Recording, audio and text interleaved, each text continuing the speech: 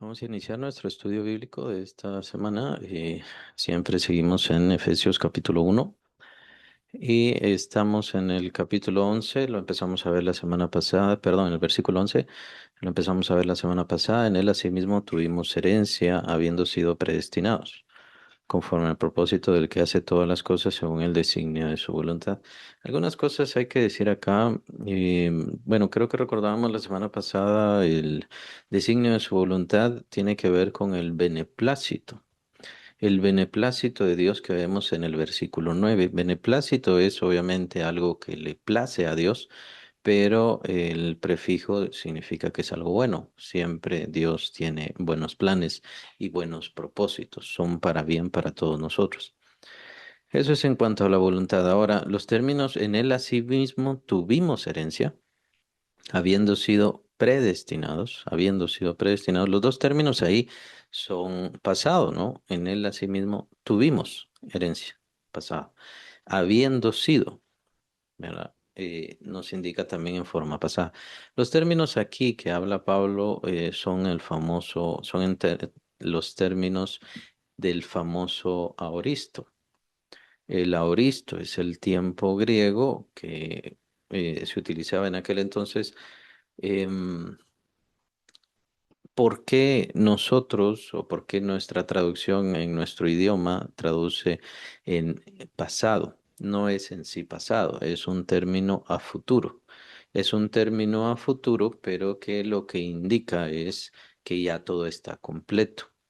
Lo que está indicando es que está completo ya, ya es algo hecho. Entonces, ese es lo particular, eso es lo particular del término auristo. Entonces, los traductores utilizan términos pasados porque el término pasado es algo ya completo, es algo que ya se ha hecho. El término auristo es algo a futuro, pero que ya está hecho, ya está completo. Entonces, de hecho, no tenemos forma de expresarlo como tal. Para nosotros todo lo término a futuro, pues es algo que incluso se puede cambiar. Todavía no se ha dado. Pero nosotros vemos esta particularidad en la Biblia, estas características de los términos auristo, que lo que indican es algo a futuro, sí, pero que ya está hecho, que ya está completo. O sea, no estará limitado, no estará solamente la mitad, solamente o estará dividido o se obtendrá una parte nada más, sino que es algo ya completo. Entonces, es una forma muy interesante de ver, sí, la predestinación, la salvación, tal vez es un poco más fácil de verlo así y poder entender también el término Cristo, porque también somos salvos en ese sentido, somos salvos a futuro, todavía no se ha manifestado nuestra salvación. Nuestra salvación se va a manifestar hasta el momento en que dejemos esta vida, hasta ahí se va a manifestar, pero ya somos salvos, lo que también Pablo llama somos salvos por esperanza. Tenemos la esperanza de salvación, pero la salvación ya está hecha, ya está completa. No hace falta añadirle ninguna cosa. Más adelante vamos a hablar sobre eso, pero ahorita solo estoy hablando en términos de ver este término auristo y ver también la predestinación. La predestinación como tal es un término a futuro, pero habiendo sido predestinados, o sea, ya fuimos predestinados, ya está hecho, ¿verdad? Y ya recordemos siempre el término predestinado que en la Biblia lo estuvimos estudiando debido a que aquí aparece varias veces, significa limitar. Es un sentido que nos da Dios, un camino, un cauce que nos da Dios, limitado por Él y esa es la predestinación. Entonces sí puede intervenir nuestras decisiones, nuestra voluntad y claro, vienen entonces las preguntas retóricas imposibles. Entonces sí puedo perder la salvación, entonces sí una persona predestinada puede no ser salva. No, eso no puede suceder. Entonces vienen las conclusiones violentas y que pues dan a entender estas corrientes que son bastante ilógicas. Si entonces la salvación no se puede perder, entonces no tenemos voluntad y Dios simplemente impone su voluntad. Dios tiene derecho y es su plan específico y somos creaciones de Él. En el capítulo 9 de Romanos nos indica que somos instrumentos de Él, somos útiles y fuimos creados por Él y debemos entender que somos creados por Él con un propósito.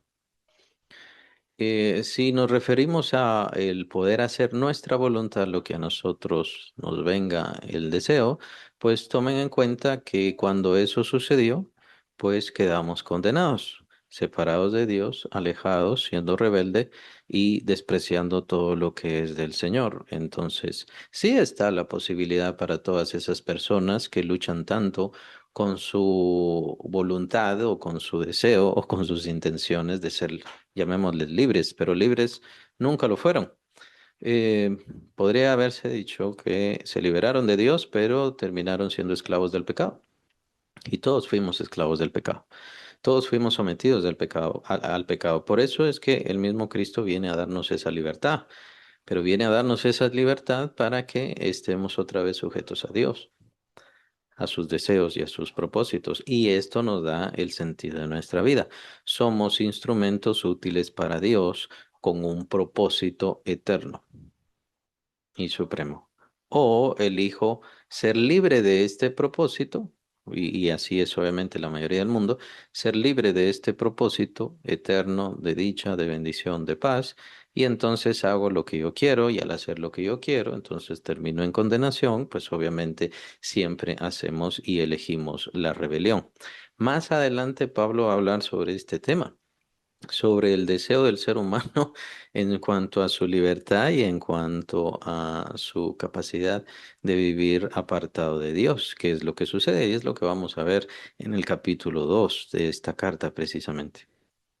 Entonces, es muy interesante que aquí Pablo otra vez nos habla, otra vez utiliza la palabra predestinación, otra vez nos habla sobre esto y se da a entender de que ya esto en realidad ya está hecho. El Señor ya tiene su limitación, su cauce, ha definido esto conforme a su voluntad. Esto no violenta nuestra voluntad, pero por supuesto, si hacemos preguntas imposibles, un hombre puede ser al mismo tiempo mujer y hombre, es imposible, eso no puede darse, o puede elegir ser hombre y puede elegir ser mujer, esas son imposibles que no se dan. Es el deseo de Dios y son las limitaciones que da Dios, precisamente las que importan acá. Y por esas mismas limitaciones es que nosotros hemos sido encausados hacia la salvación, lo vamos a ver más adelante. Hemos sido encausados hacia la salvación y que por la gracia de Dios nosotros no hacemos nada, sino que más bien todo lo ha hecho Dios y lo ha hecho Dios en su Hijo Jesucristo, como lo dice acá precisamente en este versículo. En él asimismo tuvimos herencia. Dios entonces nos adopta como hijos y como hijos legítimos ya tenemos herencia. De una vez ya se nos imputa herencia, ya eso es lo que nos está esperando. Entonces, aparte de que somos pecadores, perdonados, restaurados y vamos a ver también renovados, por supuesto, también de una vez ya tenemos una herencia prometida después de esta vida. ¿Por qué es después de esta vida? Porque en esta vida todavía no vemos todas las cosas restauradas, todavía no vemos todo ya transformado, mejorado y por supuesto eterno. Todo lo que recibimos en esta tierra y todo lo que tenemos en esta tierra es temporal, incluyendo nuestra propia vida, incluyendo este cuerpo, sea su salud, sea sus capacidades, sea su fortaleza, todo es temporal. Entonces esa todavía no es nuestra herencia. Todavía no hemos visto ni siquiera la herencia sobre este cuerpo que nosotros hemos recibido. Recordemos que este cuerpo que hemos recibido sí es eterno. Lo que pasa es que debe de dejar de vivir. Después vendrá la resurrección y la resurrección de los cuerpos no es solamente de los creyentes. Para los creyentes es una resurrección de gloria, pero para los no creyentes es una resurrección de confusión y por supuesto de sufrimiento. En el cuerpo es bien importante notar esto porque en el cuerpo recibimos y podemos empezar a recibir desde ya las consecuencias de nuestras acciones. Sea porque en el caso de el mandamiento de honra a tu padre y a tu madre, ¿por qué? Porque viene la promesa, que es básicamente la única que está en los mandamientos, serás de largos días. ¿Eso qué quiere decir? Tu vida en esta tierra será amplia o será ampliada, por así decirlo. Eso quiere decir entonces que nuestro cuerpo recibirá bendición. Si honramos a nuestros padres, nuestro cuerpo recibirá bendición de tal manera que podrá vivir más tiempo. Pero recordemos también que sucedió una y otra vez cuando el pueblo pecaba, cuando el mundo pecaba, ¿qué es lo que hizo Dios? Le acortó el tiempo de vida a su cuerpo. También lo vemos en el capítulo 11 de Primera Corintios, es apenas un ejemplo, lo vemos en el tiempo del diluvio, lo vemos en todo el caminar en el desierto de los israelitas, es la misma historia. En este cuerpo recibimos las consecuencias de nuestro pecado. Ahora, estas consecuencias, por supuesto, podríamos considerar ahora solamente tiene que ver con enfermedad y por supuesto tiene que ver con que deje de existir o deje de vivir, más bien, pero no dejará de existir propiamente. El cuerpo será levantado y entonces recibirá las consecuencias o llevará las consecuencias de su pecado por toda la eternidad. Ya no será una enfermedad que dure un tanto de tiempo o ya no será, por supuesto, el de que deje su existencia vital, sino que será una consecuencia o consecuencias para toda la eternidad. Por eso es bien importante esto. Eh, de hecho, muchos males y muchas desviaciones ya empiezan a considerarse como juicio de Dios. Es lo que vemos en el capítulo 1 de Romanos. Ya empiezan a considerarse como juicio de Dios.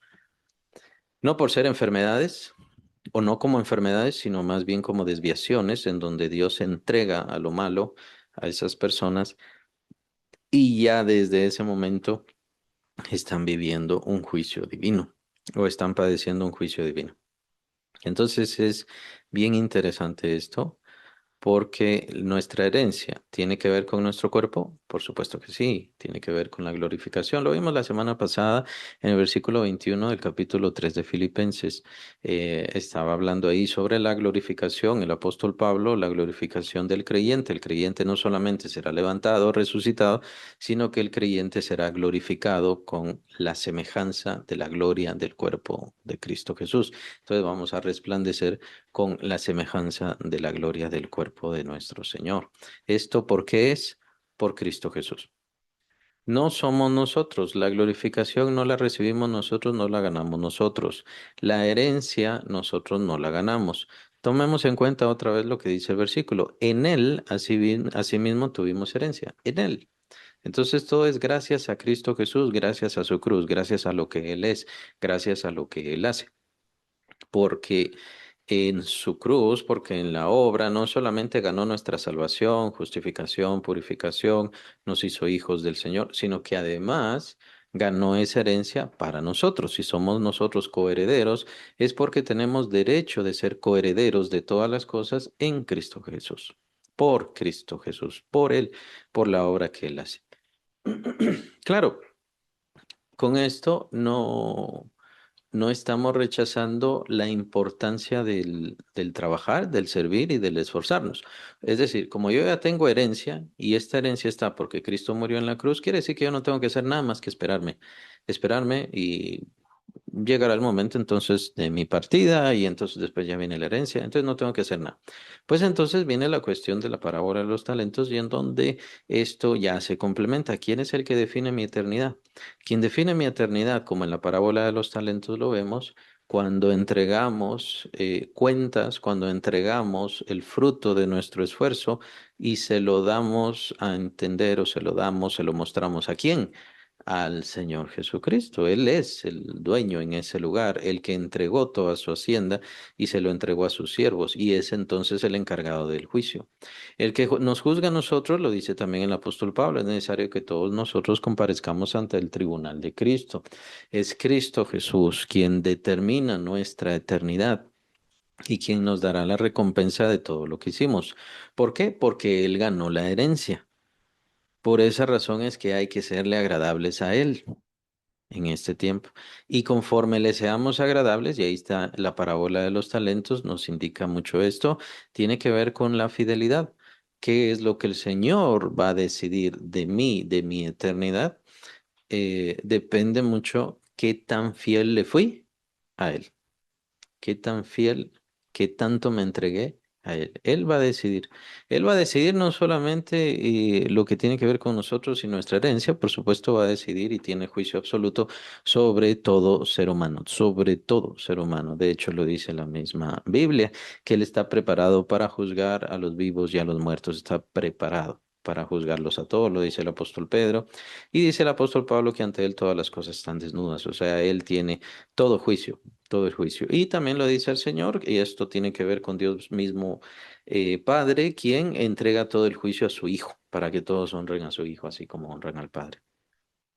Él va a decidir quién va a tener una eternidad gloriosa y quién tendrá una eternidad apartado completamente de todo lo que es de Dios. Recordemos entonces el versículo 10, en donde todas las cosas serán reunidas en Cristo y por lo tanto todo aquel que no esté en Cristo Jesús para ese momento, por así decirlo, el momento de su decisión, el momento en donde él todavía puede o ella puede todavía tomar su decisión, que es antes de su partida de este mundo, pues se encontrará excluido de todo lo que es de Cristo, de todo lo que le pertenece al Señor, de todo lo que tiene que ver con el estar sujetos a Él. Entonces, ¿cuál es el único lugar que tendrá esa persona? El único lugar que tendrá es el lago de fuego. Lo vemos en el capítulo 20, en el juicio del gran trono blanco, capítulo 20 de Apocalipsis, el juicio del gran trono blanco. Y como mencioné hace un momento, es Cristo Jesús quien define todo esto. Incluso también en el juicio del gran trono blanco, en el capítulo 20 de Apocalipsis. Ahí se nos dice que quienes estén escritos en el libro de la vida del Cordero, son los que pasarán a salvación y los que no estén escritos en el libro de la vida del Cordero serán tomados por los ángeles y echados al lago de fuego. Entonces es el Señor Jesucristo quien viene a definir todas las cosas. La verdad es que todo se ha vuelto un tanto más sencillo, lo que pasa es que es bastante tajante. ¿Alguien afuera de Cristo puede salvarse? No, no existe nadie afuera de Cristo que pueda salvarse o que se haya salvado. Por supuesto, el juicio lo da el Señor, pero a nosotros nos corresponde ser claros, eh, apartarnos de todas las falsedades, especialmente las que pone Satanás. Una persona puede ser justa, buena. Bueno, si ha rechazado y no tener a Cristo y por lo tanto salvarse, no, porque no existe nadie justo, no existe nadie bueno. Son justos y buenos para nosotros, por supuesto, porque muchas veces en este sentido pensamos en nuestros familiares y nuestros seres queridos, pero son buenos para nosotros, pero no son buenos para Dios. Para Dios no había nadie bueno, lo dice capítulo 3 ahí ahonda ahí bastante el apóstol Pablo, capítulo 3 de Romanos. No existe nadie bueno, no existe nadie justo, no existe nadie que se pueda salvar, ni siquiera tomando las obras de la ley, o sea, la ley de Moisés, que sí la da Dios, ni aun así se puede justificar. Por lo tanto, todo ser humano estaba condenado, todo ser humano estaba destituido, todo ser humano no podía llegar a colmar esa medida de fe que el Señor esperaba para que una persona se pudiera justificar. El único justo fue Cristo Jesús y no vino a esta tierra para salvarse a sí mismo porque no lo necesitaba. Él no necesitaba salvarse a sí mismo. Él era el único justo, el único que completa y satisface la justicia de Dios. La ley de Dios, por supuesto, también era intachable él, pero su justicia era para poder entregarla a nosotros. Nosotros somos justificados en su Hijo Jesucristo. Y aquí estamos viendo la herencia, ¿no? Entonces el Señor es el digno de toda honra, de toda gloria, de toda gracia, de toda dicha, de toda adoración. Es Él a quien debemos adorar y por supuesto en su nombre confiar y esperar. Es entonces donde se define quién se salva y quién no. Una persona puede ser buena, puede hacer justicias, pero no honra al Señor Jesucristo como quien es, bueno, entonces, como lo que es, en realidad, bueno, no está, sus justicias no sirven de nada. Una persona puede dedicar su vida a los pobres, evitar las riquezas, no buscar las riquezas ni los placeres, pero todavía no cree muy bien en Cristo Jesús. Bueno, lo que pasa es que no le está entregando la honra y la gloria que a él se le merece. Y entonces habría que considerar por qué hace justicias, por qué hace cosas buenas. Porque toda persona que hace justicias y obras buenas, su intención principal es salvarse, justificarse, tener un buen lugar delante de Dios, pensar que con eso satisface y está y queda bien con Dios. Lo que pasa es que la Biblia es más que clara, que nadie puede hacer eso, solamente puede quedar uno en paz con Dios y tener una relación en paz con Dios por medio de su Hijo Jesucristo. Es la única forma. Cuando una persona piensa justificarse por sus obras, por su capacidad, por su supuesta justicia o como sea, lo que pasa es que está diciendo verdaderamente que el Hijo de Dios no canceló sus pecados, tiene todavía pecados que completar, que cumplir, que limpiar, por así decirlo, y que ese sacrificio no fue suficiente. Entonces, ¿qué pasa? Que no están creyendo en Cristo Jesús, aunque digan mil veces que sí, Jesús murió por mis pecados, murió por sus pecados, y entonces, ¿por qué los está pagando? ¿Por qué necesita justificarse? ¿Por qué necesita purgar esos pecados todavía? Porque no lo cree, porque no lo cree, porque no cree en el Hijo de Dios, porque no cree en la justificación, porque no cree que Él ha satisfecho toda la justicia de Dios.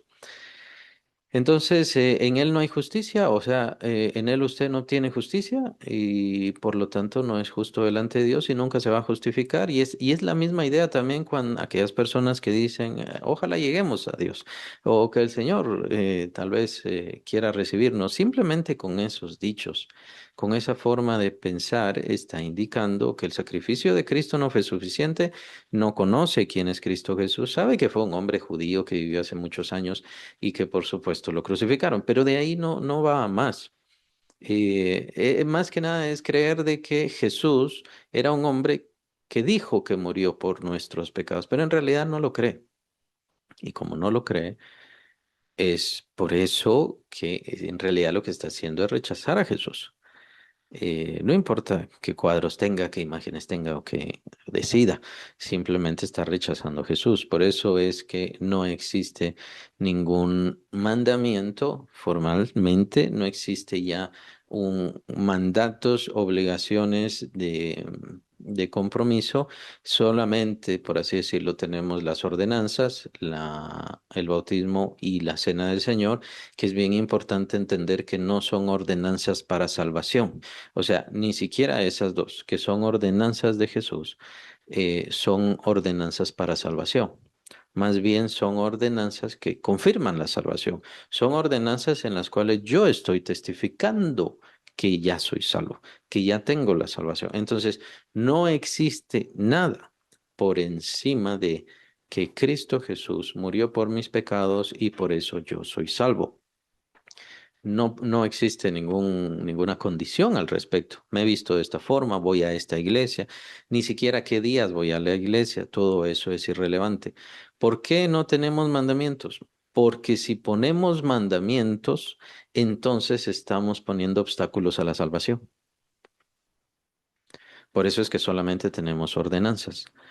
Y cumplir los mandamientos, dice el Señor Jesús claramente. Bueno, ¿qué es cumplir los mandamientos? Amarás al Señor tu Dios con todo tu corazón, con toda tu mente, con toda tu alma, con todas tus fuerzas, y a tu prójimo como a ti mismo. Está hablando de amor, no está hablando de cumplir, de acciones, de actuar.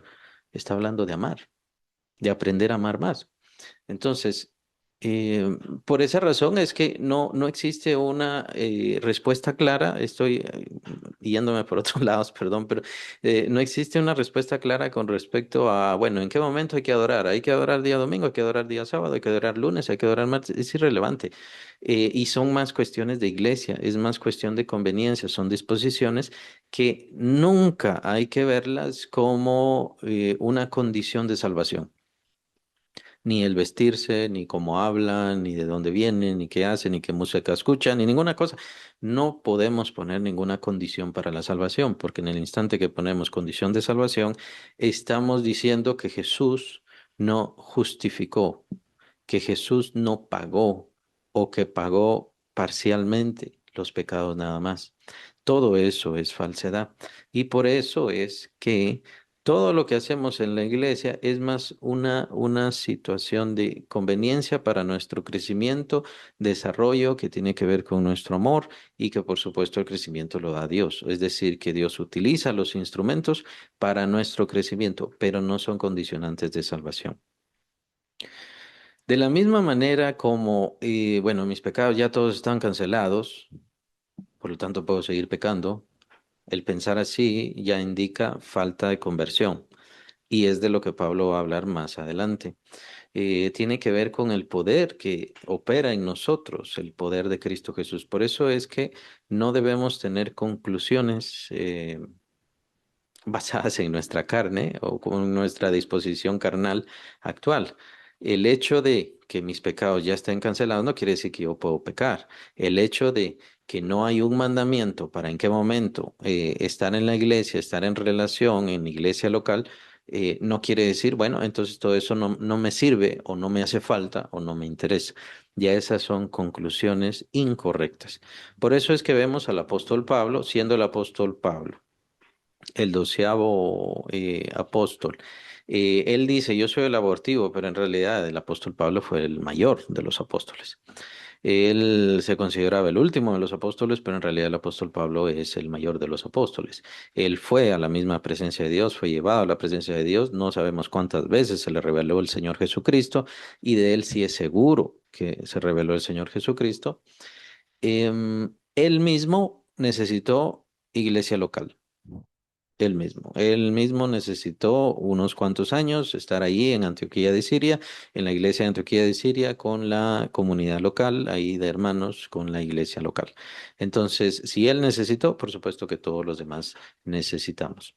Y entonces ya cuando crecemos, ¿qué pasa? Que lo que tenemos que hacer es servir. ¿Y en dónde vamos a servir? En la misma iglesia local. Así que todo está bastante claro. Lo que pasa es que no hay un mandamiento. No hay un mandamiento porque en el instante que se den mandamientos se pone obstáculo a la salvación y no existe ningún obstáculo a la salvación excepto la fe, que es lo que vamos a ver más adelante. Aquí entonces estamos hablando de la herencia. Pablo está hablando en sentido pasado, pero hay que entender lo que es a futuro, por supuesto. Nosotros vamos a tener nuestra herencia a futuro, pero es algo que ya está hecho. Por eso es el término aoristo. El término aoristo es eso lo que indica. Y el ser predestinados también es eso lo que indica. Ya fuimos predestinados, por eso se habla en pasado, pero es algo que tiene que ver con el futuro y que es algo que ya está completo y bien definido por el Señor. Es lo que indica este término. Entonces la herencia ya está hecha, pero sí es importante serle agradables a Él. Es un término que vimos, si no estoy mal, en Segunda de Corintios. Es importante serle agradable a Él. ¿A Él quién? A Cristo, porque Él es quien ganó la herencia, pero Él va a definir qué es lo que yo voy a hacer con respecto a la herencia. Él va a definir qué tanta herencia voy a tener, en qué forma le voy a servir y demás. Entonces todavía está el juicio de Cristo, es decir, ante el tribunal de Cristo. Pablo lo señala así. Todavía está el juicio ante el tribunal de Cristo. Todos tenemos que comparecer ante el tribunal de Cristo y por lo tanto tenemos que procurar serle agradables a Él. También entran los términos ahí de iglesia. Entonces, no existe un mandamiento porque ¿cuántos tenemos que convertir? Por mandamiento, imagínense, ¿no? ¿Cuántos tenemos que convertir? ¿Cuántas iglesias tenemos que levantar? ¿Cuántas personas tenemos que cambiar, transformar? ¿Por cuántos enfermos debemos orar para cumplir los mandamientos del Señor? Si entonces no cumplo los mandamientos porque la gente no se convierte, porque la gente no se sana, porque la iglesia, bueno, se levantó un año, pero en realidad de ahí no era un lugar para establecer ahí, ¿qué pasa? Yo dejo de ser salvo. Si ponemos mandamientos, estamos poniendo condición de salvación. Y si hacemos eso, entonces estamos diciendo que el sacrificio de Cristo no fue suficiente. Entonces, espero que se entienda ahora. Espero que se entienda ahora. Tenemos herencia, sí, ya tenemos herencia, pero tenemos que serle agradables a Cristo, tenemos que entregarnos a Él, porque es Él quien va a definir cómo será nuestra herencia y en qué forma le vamos a servir a Él. Entra la glorificación, entra la renovación de todas las cosas estarán en Cristo, que es lo que vimos en el versículo 10 y por lo tanto aquellas personas que están sin Cristo, tomen en cuenta, no tienen herencia, no tienen lugar en donde estar, no tienen parte con la resurrección gloriosa de los hijos de Dios. Van a resucitar, pero van a resucitar a condenación. ¿Por qué? Porque son instrumentos para que Dios pueda mostrar a toda la creación, todo el peso de su justicia. Como lo dice capítulo 9 de Romanos. Bien, entonces creo que abarcamos ya ahí el versículo 11 y vamos a dejarlo, versículo 12, a fin de que seamos para alabanza, otra vez el término que lo vimos en los versículos anteriores, está más exactamente versículo 6, para alabanza de la gloria y de su gracia. Aquí lo repite Pablo, a fin de que seamos para alabanza de su gloria. Es decir, eh, bien importante el comprender que la obra de Dios sobre mi vida no es por lo que yo hago, sino por lo que Dios hizo, principalmente en Cristo, obviamente, y por el mismo Cristo, todo lo que me da, todo lo que hará, todo lo que hará Él de mí. Entonces, Dios se está glorificando en mi vida y será para exaltación y gloria de su gracia. El hecho de hacernos sus hijos, darnos herencia, predestinarnos, llevarnos. Tomen en cuenta que si nuestra vida cristiana estuviera en nuestras manos nada más y Dios no nos limitara, si estuviera en nuestras manos, entonces nosotros obviamente habríamos fallado. Y es cierto que fallamos, ese es el componente humano, ¿no? Nosotros fallamos. Nosotros a veces no sabemos bien las cosas, todavía no tenemos bien clara la doctrina y queremos servir y por supuesto está bien, hay que hacerlo, pero todavía hay fallas, todavía hay contratiempos y eso es lo bueno, que Dios interviene y que Dios toma su palabra, pone a otras personas, pone a otros maestros, otros que enseñen y vamos llenando y complementando y mejorando nuestra forma de creer. Y no necesariamente porque sea mala, sino simplemente vamos perfeccionándonos. Y esto es parte de Dios, los limitantes de Dios. Si Dios no tuviese esa intervención en nuestra vida y estuviera solamente nuestra voluntad o nuestras intenciones funcionando, pues obviamente no creo que lleguemos ni siquiera al final. Más o menos es como el caminar sobre las aguas que sucedió con Pedro. Si Pedro quitaba su mirada de Cristo y ponía su mirada en las situaciones que pasaba, se empezaba a hundir. Es una forma de expresar el camino espiritual. Sin Cristo, sin Dios, nosotros no podemos llevar una vida netamente espiritual. Entonces ahí interviene también la predestinación que Dios nos da. Dios nos da este camino. Lo vamos a ver en el capítulo 2 más exactamente. Hay obras preparadas por Dios de antemano. Entonces, vamos a ser llevados y vamos a ser presentados ante Dios santos y sin mancha. Esto lo vimos, versículo 4. Santos y sin mancha. Dios nos va a presentar santos y sin mancha. Y otra vez está el fuésemos, para que fuésemos santos y sin mancha. Es nuevamente esta forma pasada, pero que en realidad se va a mostrar completamente en lo futuro. Entonces, Pablo utiliza mucho en este capítulo, especialmente que estamos viendo este término auristo que mencionaba tiene que ver con el futuro, pero que es un futuro ya completo, ya perfecto, ya hecho. Y por esa razón es que nuestros traductores lo hacen en pasado, lo traducen en pasado. Quiere decir algo que ya quedó hecho. A fin de que seamos para alabanza de su gloria por toda esta grandeza que Dios quiere hacer en nosotros, para nosotros, pero no por nuestra justicia, sino por la obra de Cristo, por lo que Cristo hace. O sea, nosotros somos la recompensa misma de Cristo. Esto es algo famoso que se utilizó en una de las misiones, en la misión Meriva, y tiene que ver con la recompensa de Cristo, toda la recompensa de Cristo por su sacrificio. todo lo que la ganancia de Cristo Jesús moraba, perdón, la misión moraba, toda la recompensa, toda la ganancia por el sacrificio de Cristo, pues ahí entramos nosotros, somos la recompensa de eso. No es que nosotros hagamos algo, sino que es Dios en Cristo haciendo cosas maravillosas. Entonces, nosotros solamente estamos buscando esa recompensa para Cristo. Nosotros, ese es nuestro trabajo, ir a buscar esta ganancia. No es que nosotros la hagamos. Tomemos en cuenta todos estos términos porque los términos Dios busca cambiarlos mucho. Es decir, la gloria es de Él, la exaltación es de Él, aunque nosotros puede ser por supuesto que recibamos coronas, pero en realidad la gloria es de Él y la exaltación es de Él por la recompensa de su Hijo Jesucristo que merece.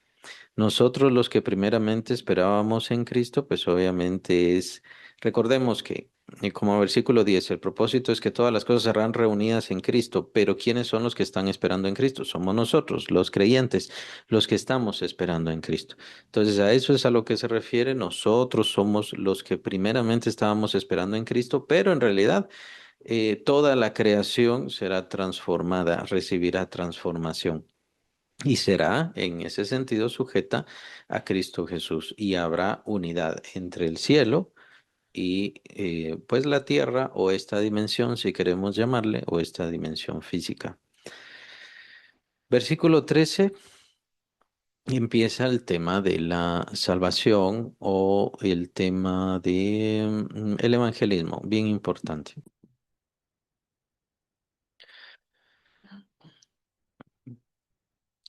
¿Será que el apóstol Pablo ahora entra a los temas de salvación y, bueno, de evangelismo prácticamente? Porque pues ese es el principio de la salvación o porque para Pablo no había división entre la salvación y ya la herencia, hablar de la gloria, hablar de ya la transformación que hará Dios sobre todas las cosas, es muy probable. Pero por supuesto, son versículos, a mí me gusta mucho utilizar este versículo, el versículo 13 principalmente, pero también lo vemos en el 14. Aquí es donde vemos la unión. En el 14 Pablo va a hablar sobre la herencia un tanto, pero en el versículo 13 va a hablar sobre la salvación. Y en cuanto a los temas de la salvación, pues es bien importante, como mencionaba hace un momento, dejar claro cuáles son los términos de salvación, especialmente en nuestros tiempos, porque puede ser que haya quienes están tratando de hacer un sincretismo y hay quienes están haciendo un sincretismo entre los puntos de la fe y al mismo tiempo la religión o al mismo tiempo la idolatría, y eso no existe. Por eso es que queda bien claro, el apóstol Pablo nos indica, y así lo hace toda la Biblia, que en Cristo tenemos no solamente salvación, sino herencia. La herencia no viene por nosotros. La herencia no es gracias a nosotros, a nuestras justicias. O sea, em, soy salvo y ahora tengo que trabajar y trabajar y trabajar para poder conseguir una herencia. No, la herencia ya viene por Cristo, ya fue ganada en Cristo. Y también tiene que ver esto con nuestra adopción. El Padre nos ha adoptado y por lo tanto todo hijo legítimo recibe herencia, es obvio. Además, en el capítulo 9, y si no estoy mal el 10 también, se nos habla que es Cristo mismo quien también nos hereda con su muerte, entonces ya nos deja la herencia y parte de esa herencia es el Espíritu Santo, precisamente. Pero entonces, ¿cuáles son los puntos de la salvación? ¿Cuáles son las características de la salvación? ¿Qué debemos hacer? Versículo 13. En Él también vosotros, es bien importante entender esta unión constante con Cristo, constante. Y es gracias al mismo Cristo que cuando nosotros escuchamos el Evangelio, es por eso que recibimos salvación. No solamente porque Cristo murió en la cruz, sino porque el Evangelio está en Cristo. El Evangelio es de Cristo, el Evangelio le pertenece a Cristo y Él mismo es quien hace esta obra sobrenatural. En Él también vosotros, habiendo oído la palabra de verdad, el Evangelio de vuestra salvación, y habiendo creído en Él. Tomen en cuenta que aquí se utiliza mucho el pasado. Mucho de este pasado, pues no le podemos tomar la característica de Auristo, porque obviamente habiendo oído la palabra de verdad, eso fue en un momento de nuestra vida. Escuchamos la palabra, el evangelio de nuestra salvación, o sea, en un momento escuchamos el evangelio de nuestra salvación o el evangelio de la salvación. Y es en ese momento en donde nosotros creímos. Entonces no es un tiempo auristo, perfecto, completo que está hablando Pablo, sino es un momento específico, el cual Pablo está señalando. Ustedes oyeron la palabra. A ustedes les llegó la palabra y ustedes oyeron la palabra. Y esta palabra era el evangelio de vuestra salvación. ¿Cuál es el siguiente paso? Y habiendo creído, otra vez está en pasado, ¿no? Ustedes creyeron a esa palabra. Ustedes creyeron a la palabra del Evangelio. ¿Qué sucede entonces?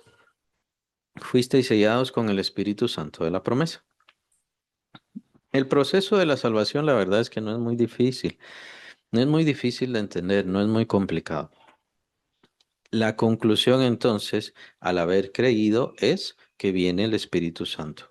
Fuimos sellados por el Espíritu Santo de la promesa. Lo importante es llegar a esa conclusión, ser sellado por el Espíritu Santo de la promesa. Obviamente, fuisteis sellados, está en pasado por un lado, pero sobre todo está en pasivo. Es decir, nosotros no nos sellamos. La iglesia no sella. O bueno, ahí es donde tenemos que empezar a concluir. ¿Quién es quien sella? Porque no soy yo. Yo escucho el Evangelio, yo creo en el Evangelio y yo me puse el sello del Espíritu Santo. No, es en pasivo. ¿Quién me selló entonces? La iglesia. Los evangelistas me sellaron. ¿Qué es lo que les corresponde a la iglesia? El predicar, el compartir el evangelio por medio de evangelismo, por medio de evangelistas, por medio de actividades y demás. Eso es lo que Pablo dice anteriormente, habiendo oído la palabra.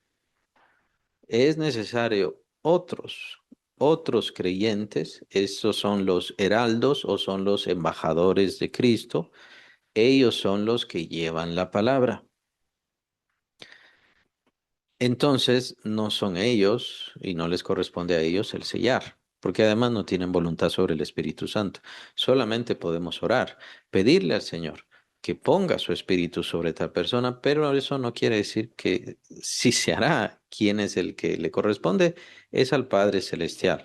De hecho, lo dice el Señor Jesucristo, yo rogaré al Padre y Él os enviará al Consolador, hablando del Espíritu Santo. Entonces es el Espíritu Santo dado por Dios. Veámoslo así mejor. Dios es quien sella al creyente con el Espíritu Santo y con eso, ¿qué pasa? Esa es la conclusión. Es decir, es el objetivo más bien. El objetivo es que la persona sea sellada por el Espíritu Santo porque entonces entra el versículo 14. No vamos a dejar el 13, pero vamos a ver el 14, que es las arras de nuestra herencia hasta la redención de la posesión adquirida para la alabanza de su gloria. ¿Qué es el Espíritu Santo según el versículo 14? Según el versículo 14, el Espíritu Santo es el anticipo de la herencia, pero es parte de la herencia. Entonces, al recibir al Espíritu Santo, nosotros ya tenemos la primera parte de la herencia, por así decirlo, o un anticipo, por eso es el término arras. Las arras son un anticipo o una representación de la herencia. Eso es importante verlo, es un término que significa anticipo o representación de la herencia, pero también es una garantía. Estos términos tienen que ver con arras, el término arras, especialmente en estos tiempos del apóstol Pablo.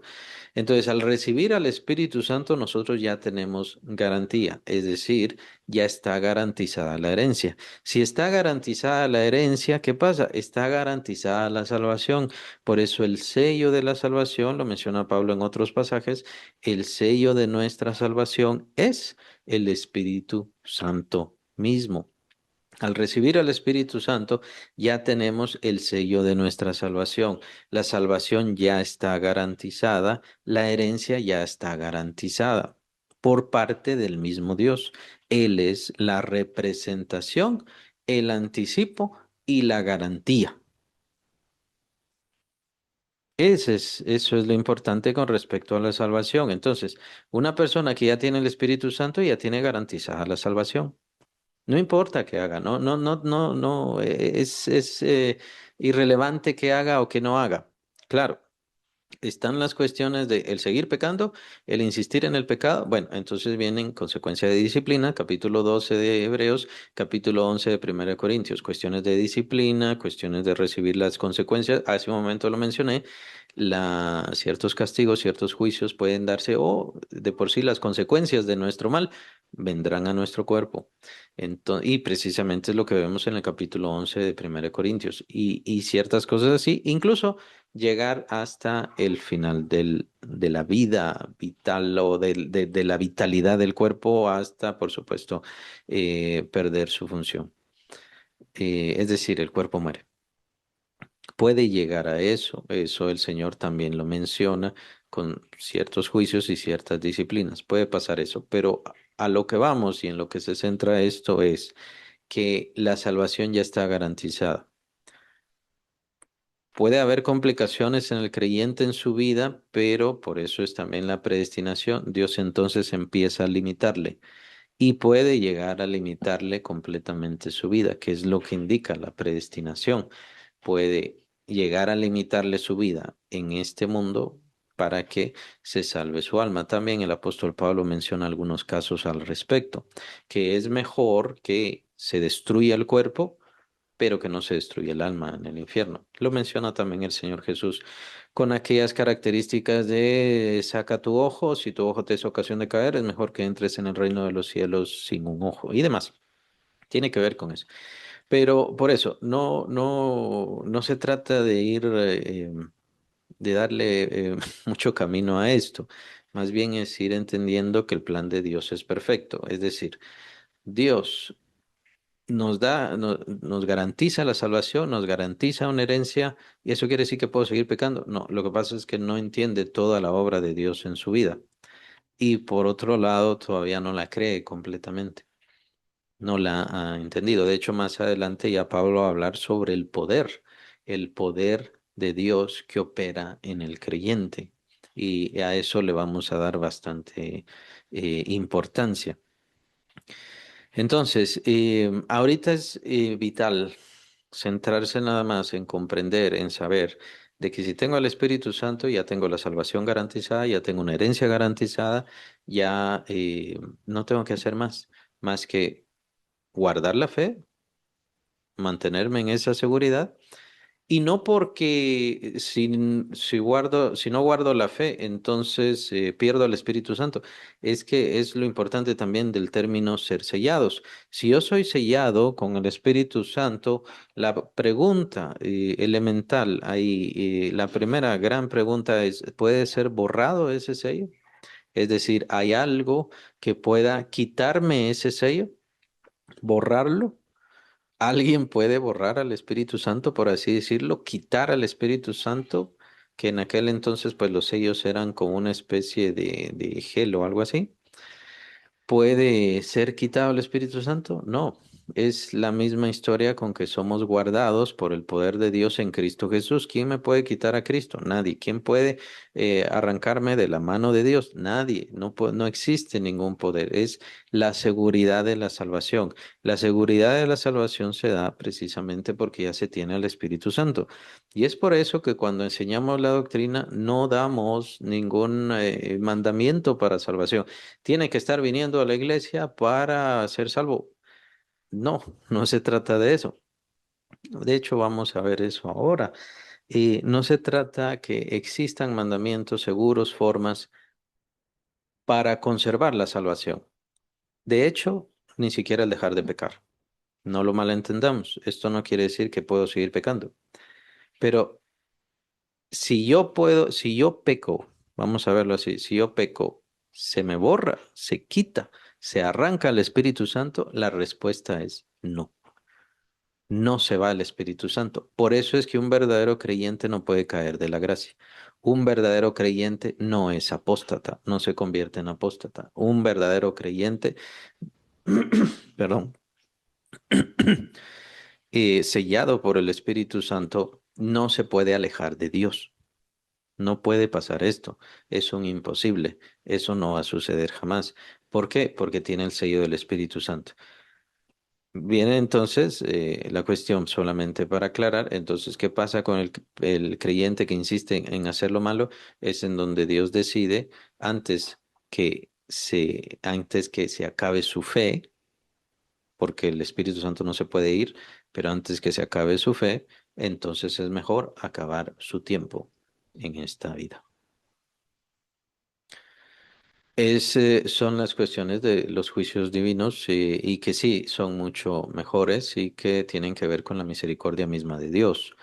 Eh, no puede darse imposibles. ¿Alguien sellado por el Espíritu Santo va a condenación? No, no se puede dar. Claro, ¿qué pasa? Y ¿alguien puede ver al Espíritu Santo en todos los creyentes? No. No podemos, nosotros no tenemos esa vista, nosotros no tenemos esa mirada.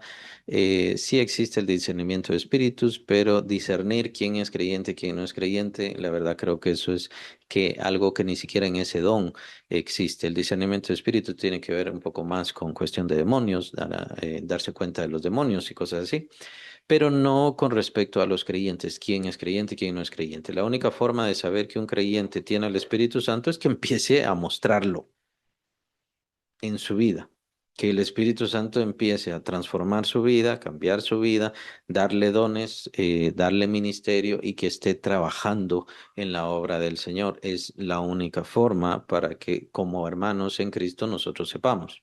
Claro. A los nuevos creyentes, a los convertidos, pues les decimos hermanos y les decimos que tienen el Espíritu Santo. ¿Por qué? Porque tenemos que estarles confirmando por medio de la palabra que eso así es. Y lo vemos aquí claramente en este versículo 13. En el versículo 13, Pablo indica claramente que lo que tiene que hacer una persona es oír la palabra y entonces ¿qué? Creerla. A causa que la cree, porque la oyó, la escuchó, obviamente, él ha creído en la palabra, a causa de eso es Dios quien envía a su Espíritu Santo. Entonces, nosotros estamos cumpliendo con la misión, estamos cumpliendo el objetivo, le estamos dando la palabra a la persona. Si esa persona cree, entonces, entonces esa persona recibirá, obviamente, el sello del Espíritu Santo por parte de Dios. ¿Por qué una persona no recibe el Espíritu Santo, no recibe el sello del Espíritu Santo? Bueno, obviamente la causa principal no ha creído bien, no ha creído en él. Y lo vemos claramente en cuestiones de religión, cuando hablamos con otras personas. Sí, yo creo en Cristo, por supuesto que creo en Cristo. Pero, ¿y entonces por qué está haciendo justicia? Justicias, perdón. Si está haciendo justicias es porque no cree en Cristo. Dice que cree en Cristo, piensa que cree en Cristo, pero no cree en Cristo. Tiene que creer en, no sé, las cuestiones de la iglesia, porque quien no está en las cuestiones de la iglesia está excomulgado y por supuesto pierde la salvación. Simplemente con eso, o no tiene salvación. Simplemente con eso, una iglesia que diga, si usted no está aquí, usted no es salvo. Ya está poniendo obstáculos a la salvación. Debido a que pone obstáculos a la salvación, ya tenemos que entender. Uno, la palabra no es verdad. La palabra no es verdad. Vean el versículo 13. Oír, la palabra de verdad. La palabra tiene que ser la palabra de verdad. ¿Por qué? No hay 20 palabras, no hay 1000 palabras, no hay miles de formas. Por eso es que nos centramos en que solamente existe un camino de salvación y el camino de salvación es el Señor Jesucristo. No es nuestra iglesia. No se trata de que esté en nuestra iglesia, se trata de que esté en Cristo Jesús. Nuestra iglesia, lo que pasa con nuestra iglesia es que busca sujetarse lo más posible, lo mejor posible a esa palabra. Por supuesto, no somos como Cristo, a eso es a lo que me refiero, lo mejor posible.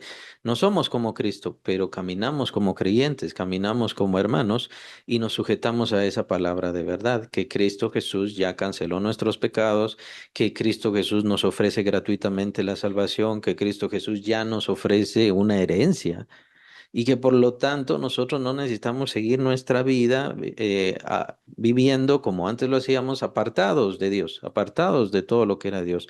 Dios tiene un propósito para nosotros y nuestro objetivo es trabajar por ese propósito. Por supuesto, ahora lo que nos toca es dar el anuncio y llamar a la gente, a los creyentes, porque ese es el propósito de Dios ahora, llamar a los creyentes al arrepentimiento, a las personas al arrepentimiento y que se vuelvan creyentes. Ese es el objetivo. La palabra de verdad. Pero sí, entonces decimos, si usted no está en nuestra iglesia, usted no tiene salvación. Estamos diciendo, sí, supuestamente Jesús canceló los pecados, pero usted tiene que estar en nuestra iglesia para poder ser salvo o salva. Y ya estamos poniendo obstáculos, ya estamos poniendo impedimentos y ya estamos estableciendo mandamientos, parámetros de salvación. No existe ningún parámetro de salvación. Cuando ponemos parámetros de salvación, entonces la palabra ya no es verdad. Ya no es palabra de verdad. Y como no es palabra de verdad, esa persona no va a creer, o al menos bien podemos decir, no va a creer bien. Satanás no puede hacer nada con que el Espíritu Santo entre al creyente. Esto es de Dios y esto no lo puede obstaculizar. Este evento, llamémosle así, no lo puede obstaculizar o impedir el demonio. El demonio, ¿qué es lo que busca hacer? El demonio lo que busca hacer es que las personas no crean, que las personas piensen que creen, que las personas tengan la fantasía, la ilusión, la ocurrencia. Por eso nosotros nos dedicamos al creer, al entender qué es creer, al buscar qué es creer. Lastimosamente, en este mismo sentido, pues nos toca decirle a las personas, "Mire, es que en realidad usted no cree. Es que usted no cree, usted no pone, no tiene verdadera fe, no tiene genuina fe. Usted tiene una fe como la del mundo, usted tiene una fe como el mundo dice que es fe. Creer en lo sobrenatural, creer en Dios, en dioses, cosas invisibles. Para el mundo eso es fe. Para nosotros no es fe porque la Biblia dice que eso no es fe. Para la Biblia, fe es oír la palabra de Dios y creer en Dios conforme a lo que está escrito en su palabra. Eso es fe. Entonces las personas están trastornando su fe. Cuando ponen su confianza en cosas que no ha dicho Dios y Dios solamente ha hablado por su palabra, entonces están trastornando su fe. Cuando las personas ponen su confianza en lo que otros hombres, porque se dicen profetas, ungidos, revelados o lo que sea que se digan, y ellos tienen la palabra de Dios, cuando en realidad la única certeza de fe es la palabra, este libro que nosotros tenemos, cuando ellos dicen eso, entonces las personas están trastornando su fe. Y esto le está pasando a muchos creyentes actualmente. Todas las personas que se levantan como pseudoprofetas, como pseudo iluminados, como aquellos que ellos mismos traen la palabra, no necesitan tanto la Biblia, ellos son los que traen la palabra y usted tiene que creer en lo que digo, ya están trastornando su fe. Son instrumentos de Satanás. ¿Por qué? Porque lo que están haciendo es trastornar su fe. Si usted no está aquí, si usted no obedece al emperador supuestamente lleno del Espíritu Santo, entonces usted ni siquiera es salvo. Y ya lo están diciendo, ya lo están diciendo. ¿Están perdiendo su salvación? No, es que en realidad el Espíritu Santo nunca estuvo ahí. Oyeron la palabra, pero se dejaron trastornar. Por eso es tan importante Gálatas. Es bien importante regresar a la carta de Gálatas. Los Gálatas recibieron el Evangelio, recibieron la verdad del Señor, recibieron todo el conocimiento. Pero ¿qué pasó? Dice Pablo que los Gálatas, así como recibieron el Evangelio, vinieron otros a decirles otras cosas, a añadirles otras cosas, y a ellos también lo recibieron. Y lo recibieron así como recibieron a los apóstoles.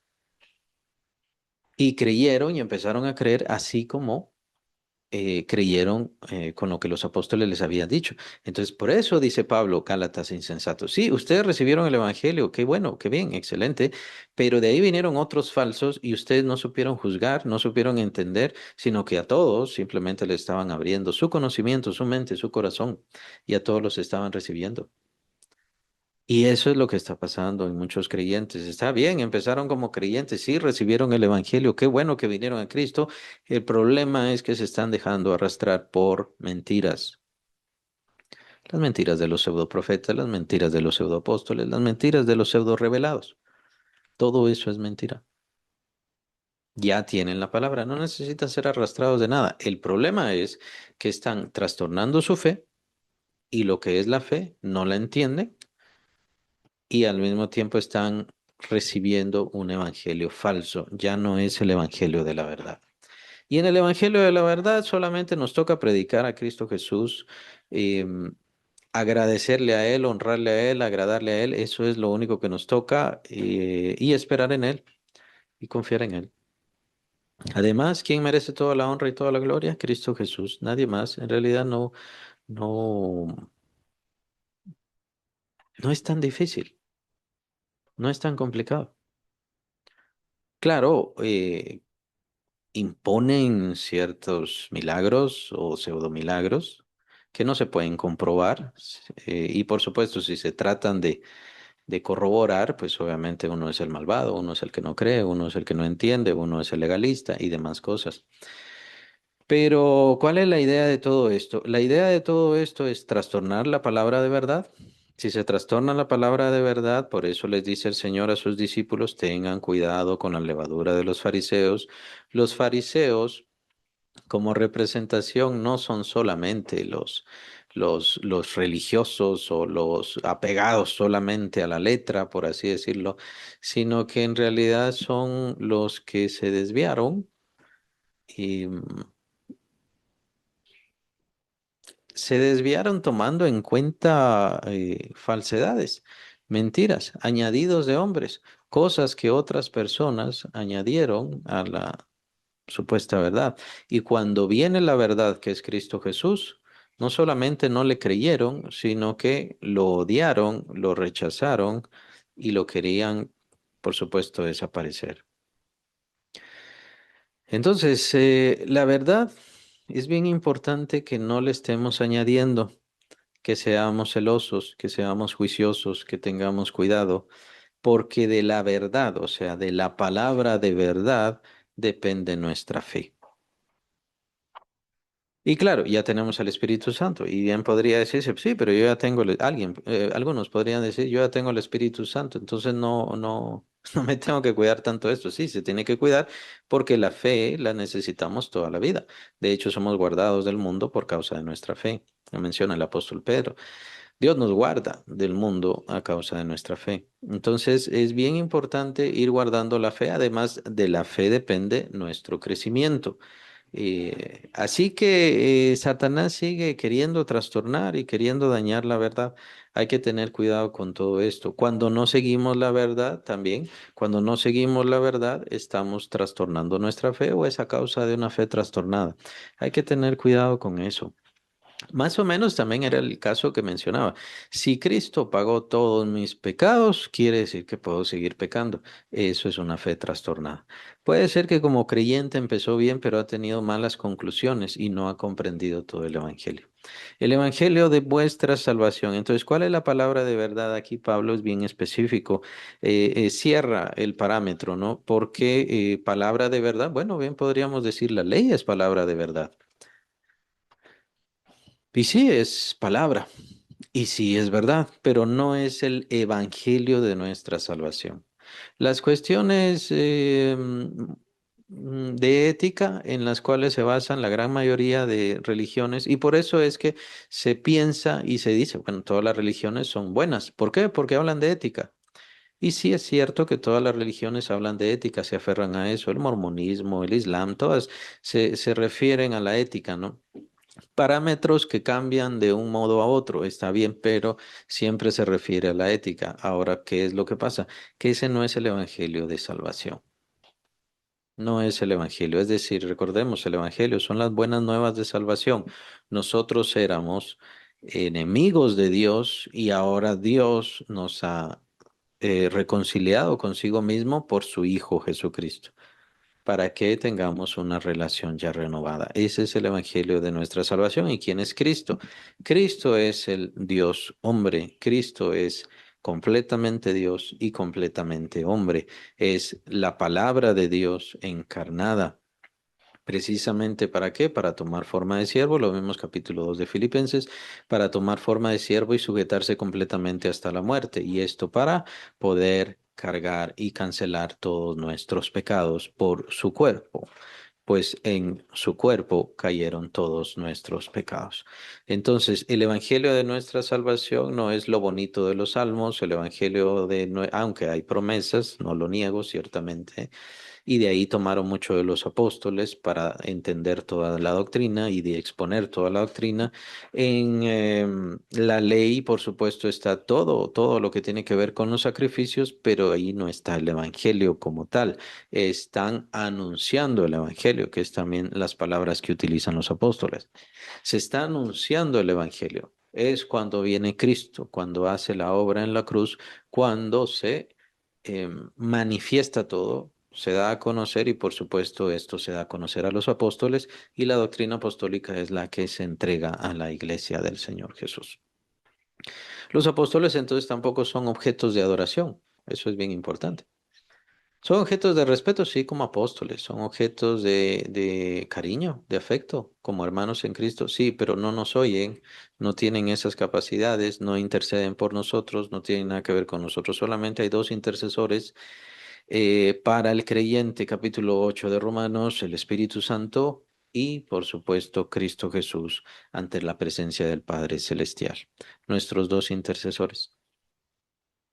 ¿Y cómo debemos orar? Debemos orar al Padre Celestial en nombre de su Hijo Jesucristo. Así nos lo indica nuestro Señor que debemos hacerlo. Bueno, el Evangelio de vuestra salvación. Entonces, ¿de dónde parte? ¿De dónde parte nuestra relación con Dios? ¿De dónde parte todo esto que tenemos que esperar? ¿De dónde parte todas estas bendiciones que están para nosotros? Parten del Evangelio de nuestra salvación. Ese es el principio. Cuando una persona entonces se convierte, cuando hace su profesión de fe, es el principio de su caminar, de su vida renovada, de la transformación de quién es él o ella. Muchos creyentes están teniendo crisis de fe. Muchos creyentes están teniendo graves crisis y la gran pregunta es, revísese, ¿cómo está su creencia, su seguridad en el Evangelio de salvación que ha recibido? Y revísese si no ha recibido fallas o trastornos con respecto a la palabra de verdad. ¿Puede ser ese el problema de algunos creyentes que andan de iglesia en iglesia? ¿Podría ser? ¿Podría ser ese el problema de algunos creyentes que no se afirman en la iglesia, en la doctrina de la iglesia, que no buscan, sino simplemente se les dice esto, bueno, creo en esto, se les dice aquello, bueno, voy a creer en esto otro, voy a esta otra iglesia, entonces en esta otra iglesia ahí sí voy a creer en estas otras cosas? ¿Qué es lo que cree? ¿Cuál es su convicción? Y es el problema también de no tener un cristianismo por convicción, sino simplemente creer. Es como que recibo a Cristo solamente como un completar requisitos. Ya hice esto, ya hice esto, ya hice esto y por supuesto ya creí en Cristo, ahí está el otro cheque, ya creí en Cristo, ya estuvo, me voy a salvar, pero no tiene convicción de creyente, no tiene convicción de salvo, no tiene convicción de propósito, no tiene compromiso con Cristo, no tiene la intención de servirle. Si no tiene la intención de servir a Cristo aquí, ¿cómo piensa que le va a servir en la eternidad? Porque de eso se trata nuestra eternidad y se tratará nuestra eternidad de servir al Señor en el reino perfecto, glorioso, eterno que Él va a establecer, pero es servirle. Si aquí no le sirvo, entonces ¿cómo pienso que lo voy a servir allá? ¿Cuál será el juicio que tendrá el Señor Jesucristo allá conmigo? Es cierto, aquí estamos viendo herencia. Ah, bueno, pero es que yo voy a recibir una herencia y piensa que eso significa yo voy a hacer lo que yo quiera. Se trata de qué es lo que yo voy a hacer con lo que el Señor me entrega y esto tiene que ser conforme al deseo del Señor. ¿Qué es lo que voy a hacer? ¿Cómo voy a hacerlo? Se trata de entregarle cuentas conforme a lo que Él quería que hiciéramos y ese es nuestro servicio acá. Cuando yo estoy sirviendo acá, es procurar, esforzarme, trabajar por ser lo mejor posible o lo más cercano posible a lo que Él quiere que yo haga con lo que Él me entrega. Si es pastorado, bueno, tratar de ser lo más parecido a Él es mi esfuerzo. No es que sea malo si no soy parecido a Él, es que ¿quién va a ser como Cristo? Sino mi esfuerzo, mi lucha, mi estudio, mi trabajo, mi cambio, mi someterme, tiene que indicarse hacia lo más parecido a ser como Cristo.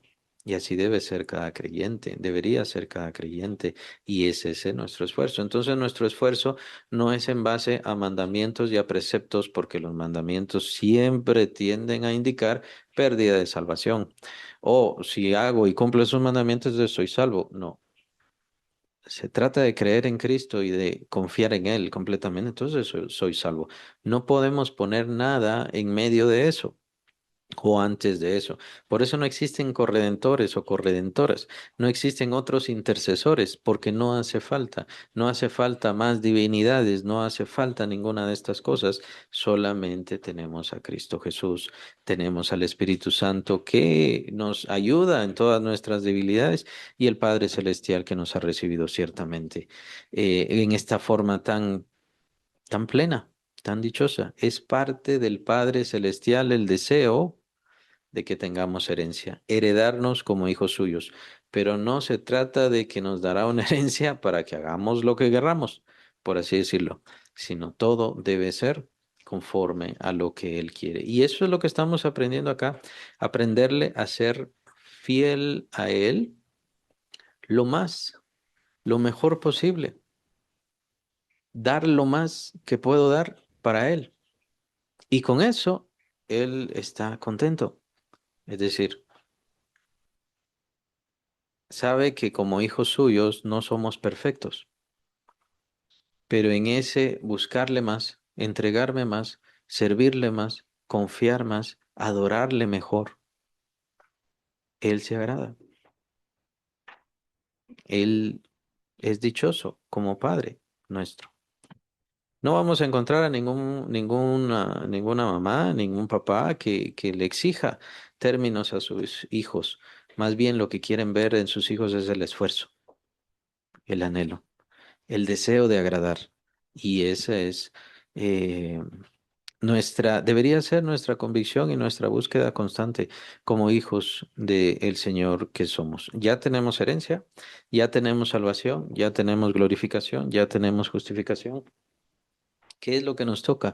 Y lo que nos tocará por el resto de la eternidad, serle agradable a Él y procurar ser agradables a Él. No estar en este mundo para que nos alaben las personas, no estar en este mundo para ser agradados o alabados de los hombres, porque todo eso no vale la pena. Simplemente se trata de tomar todas las características posibles, y hay muchas características. eh, Tener mayor paz, tener mayor consuelo, ser más amorosos, ser más dedicados, ser estrictos, pero al mismo tiempo no herir a las personas. eh, Ser cuidadosos y devotos, sí, es bien importante, pero al mismo tiempo saber que la misericordia es parte importante de Dios, precisamente por lo cual también será exaltado y alabado. Todas estas características deben ser parte de nosotros de la misma manera que todos los frutos del Espíritu, amor, gozo, paz, paciencia, benignidad, bondad, fe, mansedumbre. ¿Qué tanto tengo que llegar a tener estos frutos? No existe una medida. De lo que se trata es de procurar esforzarse de ser estos frutos, vivir estos frutos, alcanzar más de estos frutos, dejar que crezcan en nosotros, cada vez ser más amorosos, cada vez tener mayor paz, cada vez tener mayor gozo. Esa es importantísima y los creyentes han dejado de tener gozo, han dejado de tener gozo en el Evangelio. Y pues, claro, tienen su gozo ahora en la música, en la exaltación, en la emoción, incluso hasta en el baile o la danza, pero no tienen su gozo puesto en ese gozo que da el Espíritu Santo, en esa dicha que da el Espíritu Santo, que en medio de la enfermedad, en medio de los problemas, sigue funcionando y sigue manifestándose. ¿Somos malos por no seguir eso? No, no somos malos.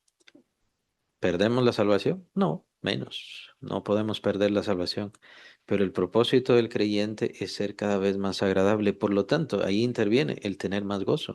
Más gozo por la obra de Cristo en mi vida. ¿Cuántos creyentes han perdido ese gozo por la salvación? Y muchos creyentes, y es aquí donde vienen las grandes pruebas, muchos creyentes, bueno, gracias Señor por darme la salvación, pero yo quería dinero. Y por perseguir el dinero y buscar el dinero rechazan la fe. Y por eso se dan los conflictos. Por eso se dan los conflictos bastante graves y lo que estamos viendo entonces es, si la palabra no es de verdad, si no se centra en el Evangelio de salvación, por lo tanto no hay una genuina fe. Y debido a que no hay una fe genuina, solamente una fe que dicen tener, es a causa de eso que el Espíritu Santo no viene a sus vidas. Y ese es el fenómeno que estamos viendo. Por eso muchos que decían ser creyentes, o muchos, ahí podemos usar el término cristianos, que es un poquito neutro, ¿no? Ya sabemos que se aplica a incluso varias religiones. Entonces muchos cristianos vino la pandemia y se enojaron con Dios y me aparto de Dios. ¿Qué pasó? Nunca tuvieron el sello del Espíritu Santo. ¿Por qué no tuvieron el sello del Espíritu Santo? Hay que ver la fe. Y debido a que no tuvieron fe, o la tuvieron, pero también se podría deshacer, y hay que ver entonces la palabra. Si la palabra estaba bien, si ellos tuvieron fe, ¿qué pasa entonces con la fe? Lo que pasa con la fe es que la fe puede dejar de ser, puede morir, la fe puede terminarse. Y esto lo vemos mejor expuesto por nuestro Señor Jesucristo en la parábola del sembrador. Les recomiendo que vayan a buscar la parábola del sembrador y vean que ahí empieza a darse el fruto, pero ¿qué pasa? O no tiene raíz o termina siendo ahogado y ya vemos el significado precisamente. El Señor Jesús da el significado claro de cada parte de esa parábola. Es importantísima para cada persona. A veces sí está la fe ahí, a veces sí empieza a darse la fe. El problema es que las personas se dejan vencer. Uno, porque su creencia no se vuelve en convicción, no tiene raíz, no se centra en la roca que es Cristo, no se unen a ella. Y por otro lado, dejan que los problemas, persecuciones, dificultades, situaciones del mundo ahogue su fe. Es decir, todas estas cosas son más importantes que su fe. Y cuando es así, está exponiendo su fe a perderla. Hay que tener cuidado. Soy cristiano, pero soy cristiano solo de llegar a la iglesia y regreso. Tenga cuidado, puede llegar a perder su fe. Soy cristiano, pero hay otras cosas más importantes que mi fe, que ser cristiano. Tengo otras cosas más importantes a dónde ir, qué hacer, qué obtener, qué conseguir. Y si llego a perder esas cosas, es más importante esas cosas que perder mi fe. Así que prefiero perder mi fe que perder esas cosas. Y por lo tanto, obviamente Dios lo sabe. Dios lo sabe, Dios lo entiende y da el trabajo, da el esfuerzo para que su fe se mantenga, para que su fe se sostenga. Ahí es el punto y el misterio de Dios, el misterio en donde Dios decide y ya es momento de que tenga el Espíritu Santo y quede sellado. Pero hay situaciones en donde ese sello no se da. El Espíritu Santo no viene a esas vidas. ¿Tuvieron fe o tuvieron mala fe o no tienen una fe correcta basada en la verdad? Ya vienen los fenómenos del creyente. El problema no es el Espíritu Santo. El problema no es el Espíritu Santo. Ya sabemos también qué pasa con un creyente, lo acabo de mencionar hace unos momentos, un creyente que tiene el Espíritu Santo y elige seguir haciendo lo malo, ya sabemos. una advertencia, otra advertencia, y después viene el podarlo, por así decirlo, entre comillas, podarlo. Es un término que usa el Señor Jesús precisamente en una de sus parábolas. Bien, entonces, bien importante, versículo 14, que el Espíritu Santo es las arras. Al tener el Espíritu Santo ya tengo el sello, ya tengo la seguridad. Mi seguridad no es mi fe, mi seguridad es el Espíritu Santo. Tengo confianza en el Evangelio, esa es la fe. Y el propósito es que la fe se haga más fuerte. Y ese es el llamado, haga su fe sólida, firme, fuerte, que no se aparte. Póngase a pensar, ¿por qué está en una iglesia? ¿Por qué está en esa iglesia? Estoy en esa iglesia porque es más agradable, estoy en esta iglesia porque no me desafían, estoy en esta iglesia porque solo voy y regreso. No quiero decir que sea mala, propiamente, no quiero decir que sea mala, pero ¿en serio estará oyendo el Evangelio? ¿En serio estará oyendo la palabra de verdad? ¿Dios está tocando su corazón? Tome en cuenta que una relación con Dios siempre nos va a desafiar, siempre, en todo momento, sin importar qué edad tenga, sin importar cuál sea su situación, siempre nos va a desafiar, siempre nos va a imponer. Dios siempre va a querer imponerse. Dios siempre va a llamarme a dejar de hacer lo malo. Eso es obvio. Eso es de lo primero que hace Dios. Si estoy en un lugar que estas cosas ya no suceden, bueno, entonces revísese cómo está la palabra en ese lugar y cómo está su fe y de qué se está alimentando, qué es lo que está creyendo. Todas estas cosas son bien importantes. Nos encontramos en tiempos bien peligrosos y esto lo dice el apóstol Pablo, uno que vivió tiempo de persecución y tal persecución que a él le quitaron la vida. Pero él dice, en los postreros tiempos vendrán tiempos peligrosos. ¿Por qué? Porque la gente ya no quiere oír el verdadero evangelio, sino van a querer oír algo que les agrade al oído. Y Satanás le agrada mucho hacer eso. Y es muy bueno haciéndolo, satisfaciendo nuestro oído. No nos dice no creas en Jesús, sino que nos va a dar su forma de creer en Jesús. Y lo hemos visto en muchas religiones. Hay varias religiones que creen en un Jesús que no es Dios, que creen en un Jesús que murió por los pecados, pero no fue suficiente. Un Jesús que murió por los pecados, de ahí se vino a América a hacer quién sabe qué. Hay muchos Jesús. Y esto es obra de Satanás. Va a disfrazar el Evangelio, pero no es la palabra de verdad.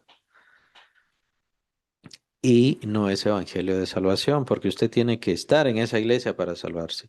Usted tiene que cumplir con lo que le dicen ahí para poder salvarse. Tiene que hacer sacramentos y más cosas. Entonces, en dónde va a poner su confianza es lo que va a decidir todas las cosas.